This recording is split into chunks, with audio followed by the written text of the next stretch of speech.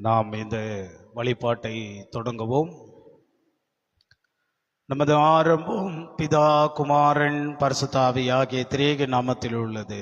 ஆமென். கண்களை மூடி ஆண்டவரை நோக்கி நாம் மன்றாடுவோம்.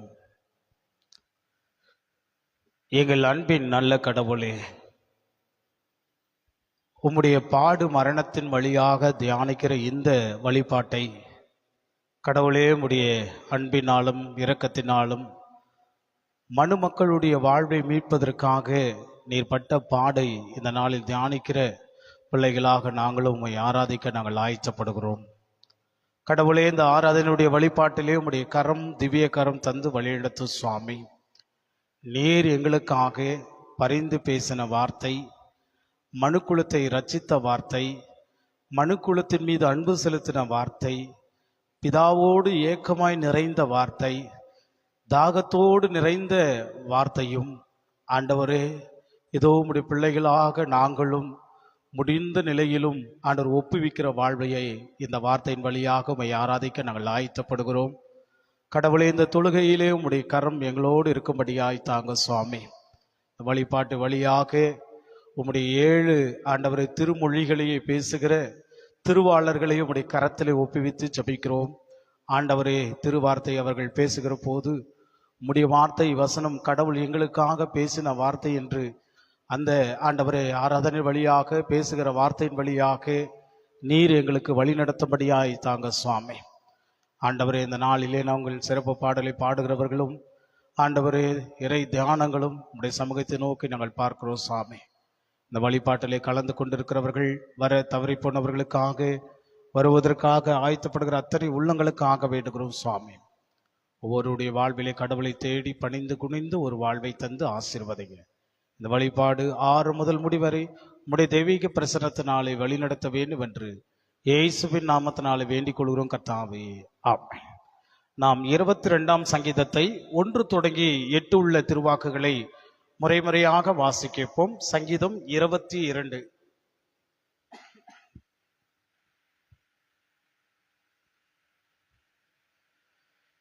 என் கடவுளே, என் கடவுளே, ஏன் என்னை கைவிட்டீர்?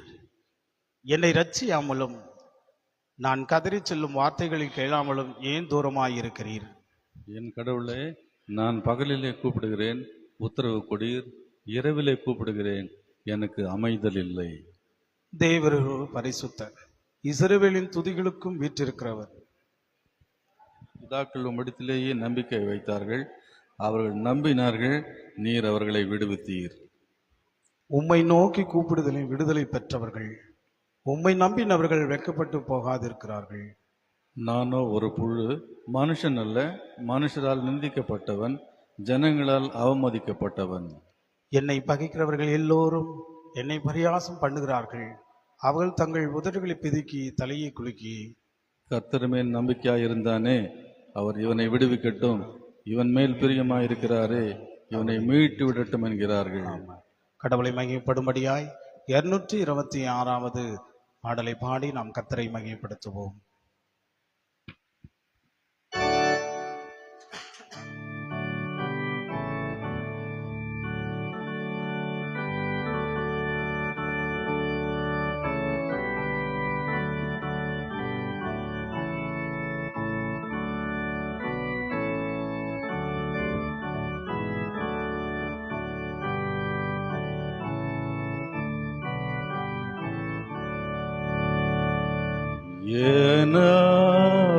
ஏனருள்நாதா இயேசுவே, சிலுவை காட்சி பார்க்கையில் பூலோகமேன்மை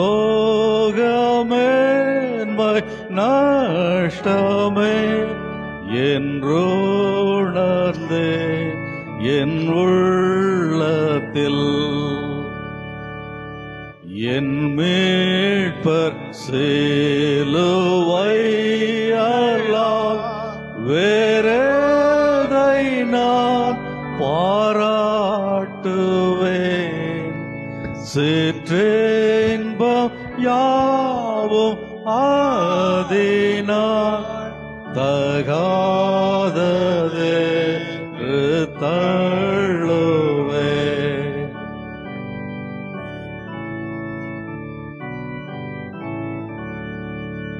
கைத்தலை காலிலோ மீதோ பேரான்பும் தோன்பும் காலந்தே பாய்ந்தோடும் காட்சி போலுண்டோ முள்மூடியோ ஒப்பற்றதே சராசரங்கள்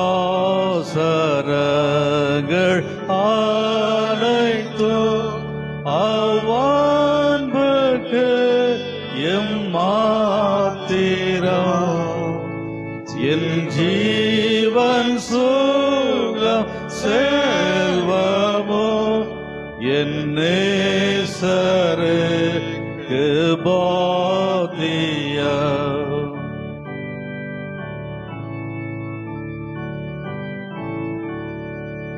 மாந்தர்க்கு மீட்பை கஸ்தியால் சம்பாதித்தீந்த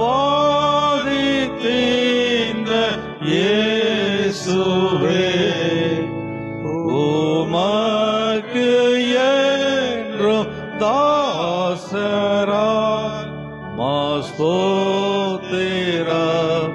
உண்டாயவே. நாம் பிரதான தேவாராதன வறுமை சுருக்கமாக பாடுவோம். நமது ஆரம்பம் பிதா குமாரன் பரிசுத்தாவின் நாமத்தில் உள்ளது.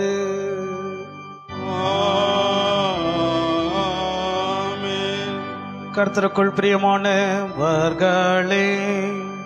நமது பிதாவாகிய கடவுளிடம் கபடற்றது முழுவலாண்டி சேர்ந்து நமது பாவங்களை அவர் கரையிட்டு அவைகளை மன்னிக்க நமது இரட்சகராகிய இயேசு கிறிஸ்துவின் நாமத்தில் அவரை கெஞ்சி கேட்போம். வாருங்கள். நமக்கு சகாயம் கர்த்தருடைய திருநாமத்தில் உள்ளது. வானத்தையும் பூமியையும் உண்டாக்கினவர் அவரே. என் மீறுதல்களை கர்த்தருக்கு அறிக்கிடுவேன் என்றேன். தேவரே, என் பாவத்தின் தோஷத்தை மன்னித்து சர்வ வல்லவரான கடவுளே, எங்கள் சிருஷ்டிகரும் மீட்பருமானவரே, ஏழை பாவிகளாகிய நாங்கள் சுபாவத்தின்படி பாவலர்களும் தீட்டுள்ளவருமாயிருக்கிறோம் என்றும் மனதினாலும் வாக்கினாலும் நடக்கையினாலும் உமக்கு விரோதமாய் பாவம் செய்தோம் என்று அறிக்க இடுகிறோம்.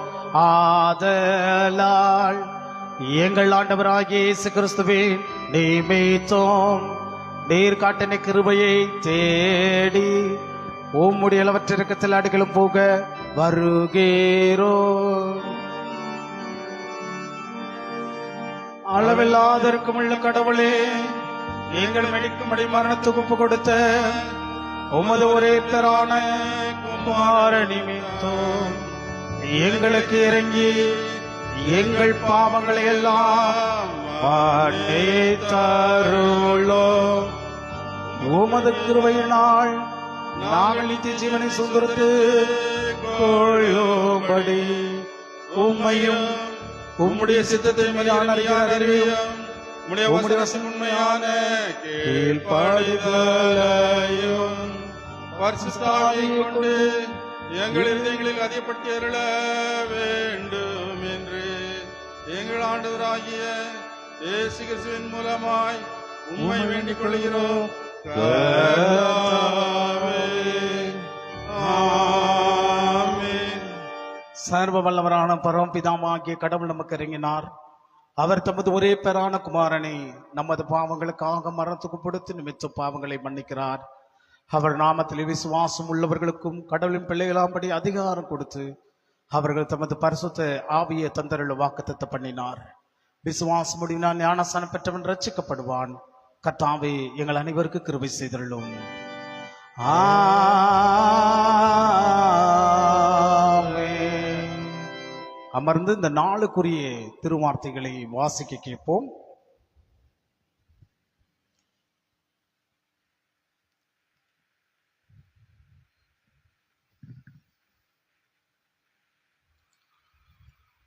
இந்த சிறப்பு நாள் புனித வெள்ளிக்கென்று தெரிந்து கொள்ளப்பட்ட பழைய ஏற்பாடு பகுதி, அது ஏசாயா 52ஆம் அதிகாரம் வசனங்கள் 13 முதல் 53 அதிகாரம் முழு வசனங்கள். ஏசாயா 52 வசனங்கள் 13 முதல் 53ஆம் அதிகாரம் முழுவதும். இதோ என் தாசன் ஞானமாய் நடப்பார், அவர் உயர்த்தப்பட்டு மேன்மையும் மகா உன்னதமாயிருப்பார். மனுஷனை பார்க்கிலும் அவருடைய முகப்பார்வையும் மனுபுத்திரை பார்க்கிலும் அவருடைய ரூபமும் எவ்வளவு அந்தக்கேடு அடைந்தபடியினாலே அவரை கண்ட அநேகர் பிரமிப்படைந்தார்கள். அப்படியே அவர் அநேகம் ஜாதிகள் மேல் தெளிப்பார். அவர் நிமித்தம் ராஜாக்கள் தங்கள் வாயை மூடுவார்கள். ஏனெனில் தங்களுக்கு தெரிவிக்கப்படாதிருந்ததை அவர்கள் காண்பார்கள், கேள்விப்படாதிருந்ததை அவர்கள் அறிந்து கொள்வார்கள். 53ஆம் அதிகாரம். எங்கள் மூலமாய் கேள்விப்பட்டதை விசுவாசித்தவன் யார்? கர்த்தருடைய புயம் யாருக்கு வெளிப்பட்டது? இளங்கிளையைப் போலவும் வறண்ட நிலத்திலிருந்து துளிர்க்கிற வேரைப் போலவும் அவனுக்கு முன்பாக எழும்புகிறார். அவருக்கு அழகும் இல்லை, சௌந்தரியமும் இல்லை.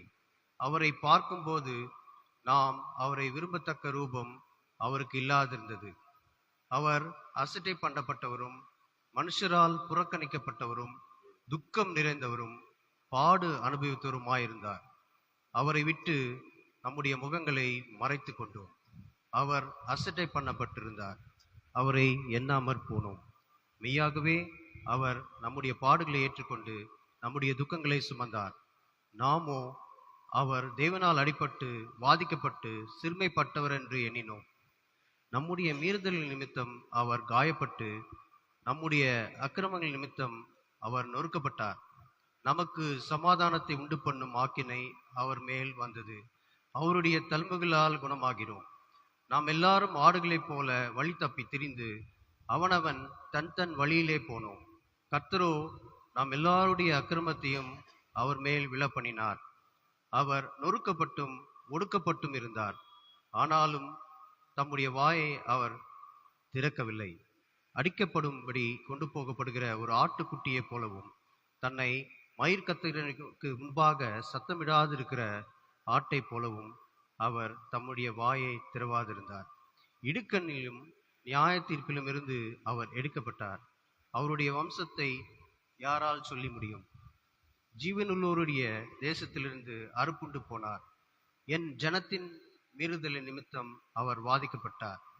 துன்மார்க்கரோடே அவருடைய பிரேத குழியை நியமித்தார்கள். ஆனாலும் அவர் மரித்தபோது ஐஸ்வரியவானோடே இருந்தார். அவர் கொடுமை செய்யவில்லை, அவர் வாயில் வஞ்சனை இருந்ததும் இல்லை. கர்த்தரோ அவரை நொறுக்க சித்தமாகி அவரை பாடுகளுட்படுத்தினார்.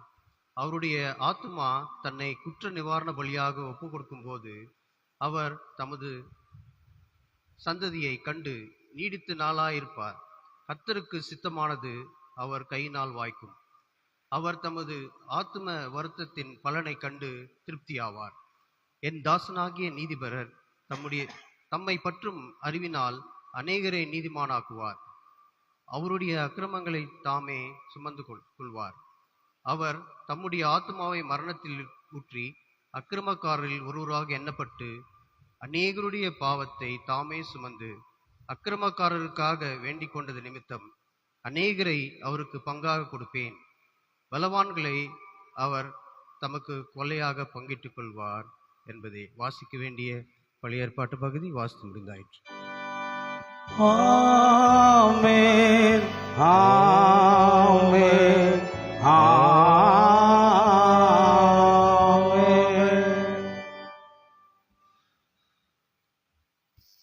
இன்றைக்காக வாசிக்க வேண்டிய சுவிசேஷ வாக்கிய பகுதி எபிரேயருக்கு எழுதின நிருபம் 4ஆம் அதிகாரம் வசனங்கள் 14 துவங்கி 16 முடிய.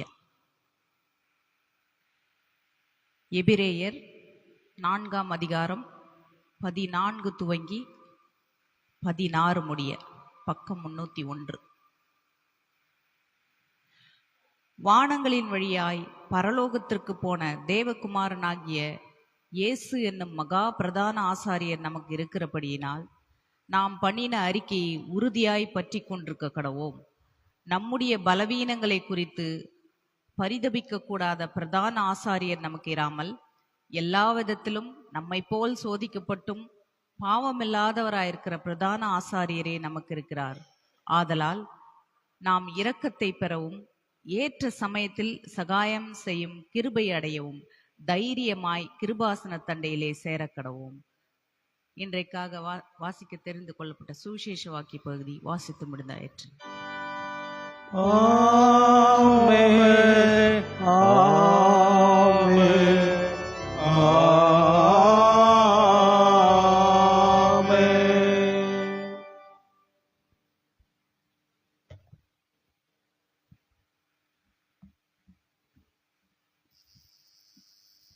இந்த புனித வெள்ளிக்காய் தெரிந்து கொள்ளப்பட்ட சுவிசேஷ வாக்கிய பகுதி அது பரிசுத்த யோவான் எழுதின சுவிசேஷம் அதிகாரம் 19 வசனங்கள் 17 முதல் 30 முடிய. ஆண்டவரே உமக்கு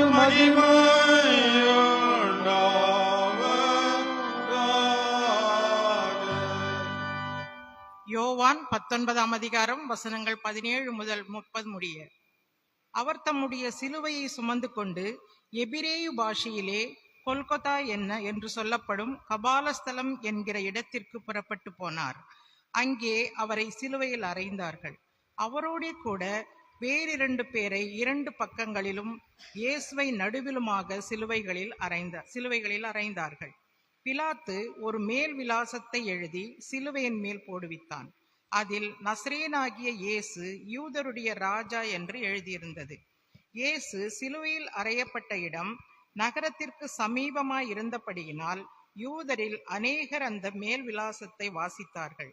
அது எபிரேயு, கிரேக்கு, லத்தீன் பாஷைகளில் எழுதியிருந்தது.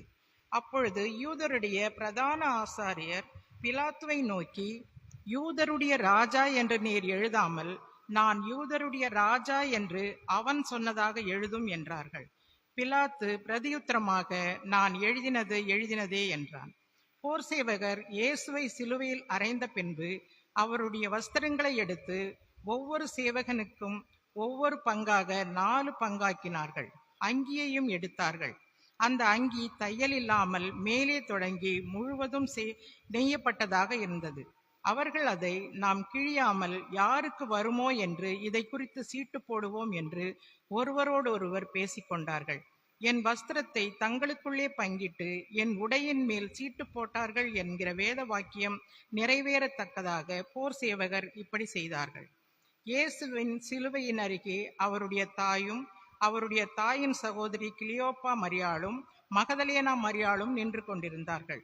அப்பொழுது இயேசு தம்முடைய தாயையும் அருகே நின்ற தமக்கு அன்பாயிருந்த சீஷனையும் கண்டு தம்முடைய தாயை நோக்கி, ஸ்திரீயே, அதோ உன் மகன் என்றார். பின்பு அந்த சீஷனை நோக்கி, அதோ உன் தாய் என்றார். அந்நேரம் முதல் அந்த சீஷன் அவளை தன்னிடமாய் ஏற்றுக்கொண்டான். அதன் பின்பு எல்லாம் முடிந்தது என்று இயேசு அறிந்து வேத வாக்கியம் நிறைவேறத்தக்கதாக தாகமாயிருக்கிறேன் என்றார். காடி நிறைந்த பாத்திரம் அங்கே வைக்கப்பட்டிருந்தது. அவர்கள் கடற்காளானை காடியிலே தோய்த்து ஈசோப்பின் தண்டில் மாட்டி அவர் வாயினிடத்தில் நீட்டி கொடுத்தார்கள். இயேசு காடியை வாங்கின பின்பு முடிந்தது என்று சொல்லி தலையை சாய்த்து ஆவியை ஒப்பு கொடுத்தார். இன்றைக்கான சுவிசேஷ வாக்கிய பகுதி வாசித்தாயிற்று. கிறிஸ்துவே உமக்கு ஸ்தோத்திரம். வாழ்வளிக்கும் திருவார்த்தைகளை வாசித்து கேட்ட நாம் அதற்கு மறுமொழியாக நம்முடைய விசுவாசத்தை உறுதிப்படுத்திக் கொள்ளும்படியாய் பரிசுத்தவான்களாய் இருக்கிற அப்போஸ்தலர் விசுவாச பிரமாணத்தை நாம் யாவரும் சேர்ந்து அறிக்கை செய்வோமாக. பரலோகத்தையும் பூலோகத்தையும் படைத்த சர்வவல்ல பிதாவாகிய கடவுளை சுவாசிக்கிறேன். அவருடைய ஒரே பேரான நமது ஆண்டவருமாகிய இயேசு கிறிஸ்துவை சுவாசிக்கிறேன். ஒரு பரிசுத்த ஆவியினால் கர்ப்பத்தில் உட்பவித்து கண்ணுமினிடத்தில் பிறந்து பொந்து பிளாத்து கீழ் பாடுபட்டு சிலுவையில் அறிந்து மறித்து அடக்கம் பண்ணப்பட்டார். பாதளத்தில் இறங்கி 3ஆம் நாள் மரித்து விழுந்து உயிர்த்தெழுந்தார். பரத்துக்கு ஏறி சர்வல்ல பிதாவாகிய கடவுள் வலது பாசத்தில் விட்டிருக்கிறார். அவ்விடத்திலிருந்து உயிருள்ளோர் மரித்தவரின் நியாயத்திற்குவார். பரிசுத்த ஆவியானவர் விசுவாசிக்கிறேன். பொதுவான கிறிஸ்தபையும் பரிசுத்தனாய் ஐக்கியமும் பாவம் மன்னிப்பும் சரீர உயிர்த்தெழுதலும் நித்திய ஜீவனும் ஜீவனும் விசுவாசிக்கிறேன். ஆமென். அமர்வோம். சிலுவை பின்னணிக்கு முன்பாக சிறப்பு பாடல் வழியாகவே நாம் அந்த சிலுவையின் பின்னணியை நாம் தொடங்க போகிறோம். முதல் இந்த சிறப்பு பாடல் வழியாக நம்முடைய சபையினுடைய தலைவர் அவர்கள் பாடிய பிறகு நல்லதாஸ் ஐயா அவர்களும் அந்த சிறப்பு பாடலை பாடிய பிறகு சிலுவையின் பின்னணி செய்தியை நாம் கேட்போம்.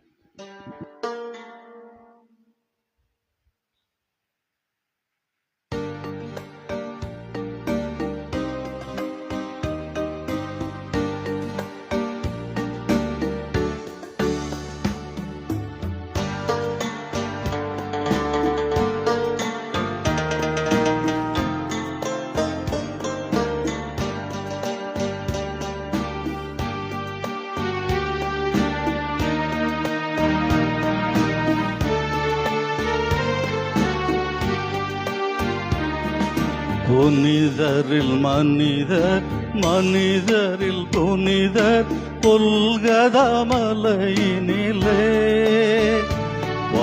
சிலுவை சுமந்து போகின்றாரே, பாவலோகத்தின் பாவத்தை சுமக்கின்றாரே. புனிதரில் மனிதர், மனிதரில் புனிதர், கொல்கதா மலையினிலே சிலுவை சுமந்து போகின்றாரே, பாவலோகத்தின் பாவத்தை சுமக்கின்றாரே.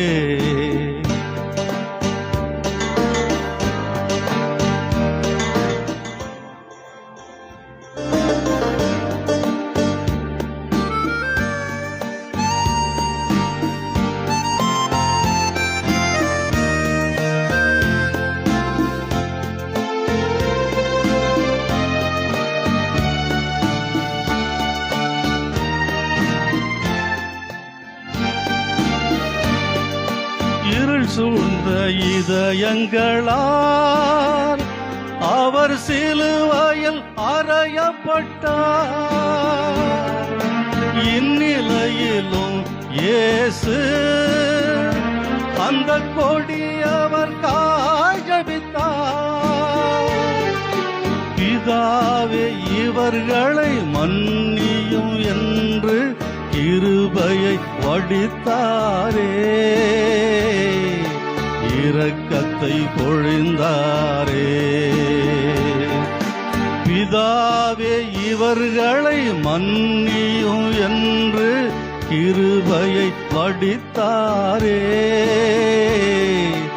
இரக்கத்தை பொழிந்தாரே.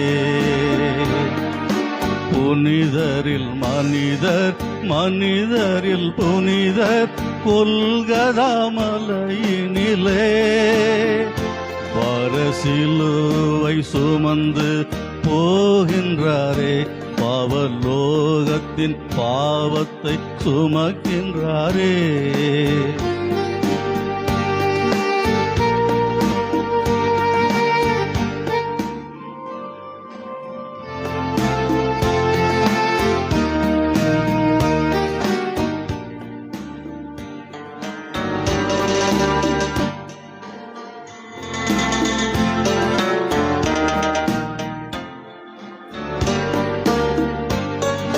வாரினால் அடிக்கப்பட்டார், இரத்த வெள்ளத்தில் ஒடுக்கப்பட்டார். ஈட்டியால் இதயத்தையே பிளந்து கொடுமையால் வாதிக்கப்பட்டார். உலகத்தில் மனிதனின் பாவங்கள் அகல பரிகாரமானாரே, இயேசு சிலுவையில் மாண்டாரே. உலகத்தில் மனிதனின் பாவங்கள் அகல பரிகாரமானாரே,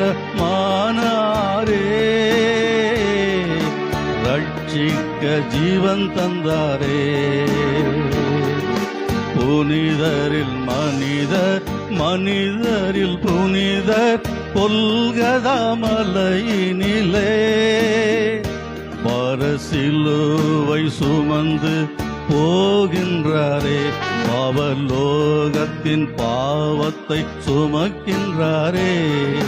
புனிதரில் மனிதர், மனிதரில் புனிதர், கொல்கதா மலையினிலே பரசிலுவை சுமந்து போகின்றாரே, அவலோகத்தின் பாவத்தை சுமக்கின்றாரே.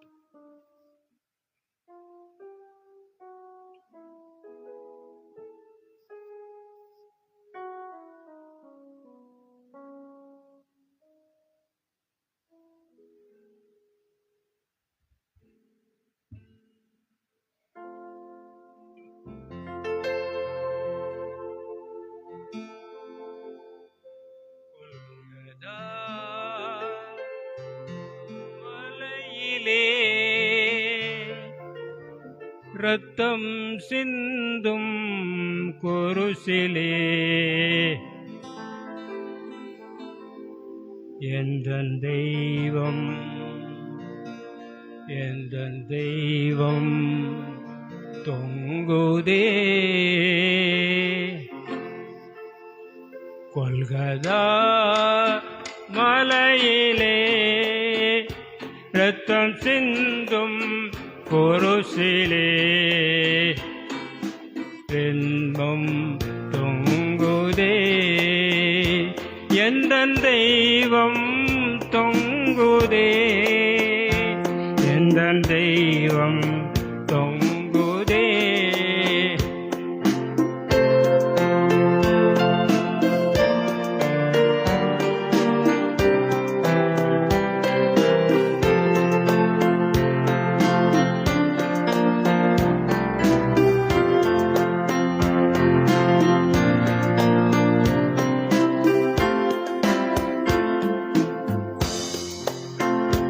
உள்ளம் உருக்கும் காட்சியில் தெய்வ அன்பின் சாட்சியாய், கள்ளம் அறியா காட்சியில், கள்ளம் அறியா காட்சியில் தெய்வ அன்பின் மீட்சியா, தெய்வ அன்பின் மீட்சியா.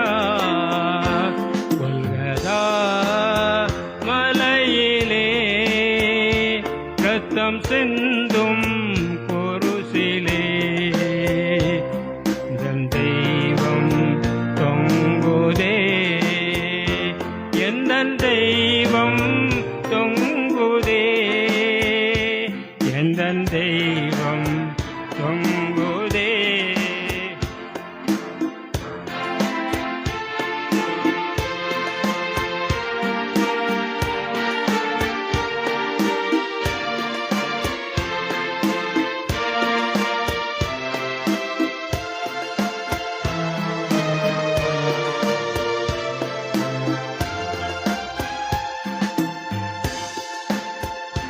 முட்கிரீடம் ஓய்ந்ததே, மூன்றாணிகள் தாங்குதே, கோரிட்டி பாய்ந்ததே, கோரிட்டி ஈட்டி பாய்ந்ததே. எந்தன் சிந்தை கலங்குதே, எந்தன் சிந்தை கலங்குதே. கொல்கதா மலையிலே ரத்தம் சிந்தும் குருசிலே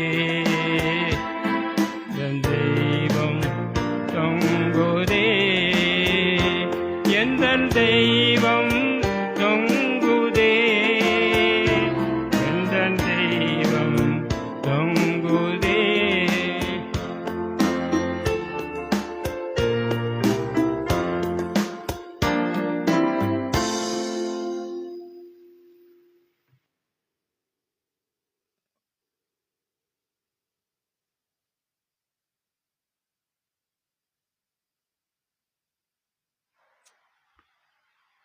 பிதாவாகிய கடவுளிடமிருந்தும் ஆண்டவராகிய இயேசு கிறிஸ்துவிடமிருந்தும் நமக்கு கிருபையும் சமாதானத்தின் தேவன் இந்த காலை வேளையிலே கர்த்தருடைய சமூகத்துக்கு முன்பாக பாடுகளின் தாசன் வழியாக கேட்க போகிற நம்முடைய வார்த்தை வசனத்தோடு ஆவலாய் கேட்க போகிற உங்கள் யாவருக்கும் இறைமைந்தனுடைய அன்பினாலே உங்களுக்கு வாழ்த்துக்களையும் ஸ்தோத்திரத்தை காலை வேளையிலே தெரிவித்துக் கொள்கிறேன்.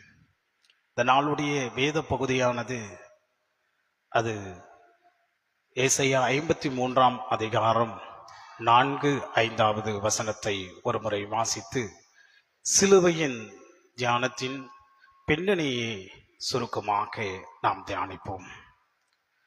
மெய்யாகவே அவர் நம்முடைய பாடுகளை ஏற்றுக்கொண்டு நம்முடைய துக்கங்களை சுமந்தார். நாமோ அவர் தேவனால் அடிபட்டு பாதிக்கப்பட்டு சிறுமைப்பட்டவர் என்று எண்ணினோம். நம்முடைய மீறுதல்கள் நிமித்தம் அவர் காயப்பட்டு நம்முடைய அக்கிரமங்கள் எல்லாம் நிமித்தம் அவர் நொறுக்கப்பட்டார். நமக்கு சமாதானத்தை உண்டு பண்ணும் ஆக்கினை அவர் மேலே வந்தது. அவருடைய தழும்புகளால் நாம் குணமானோம். ஜெபம் செய்வோம்.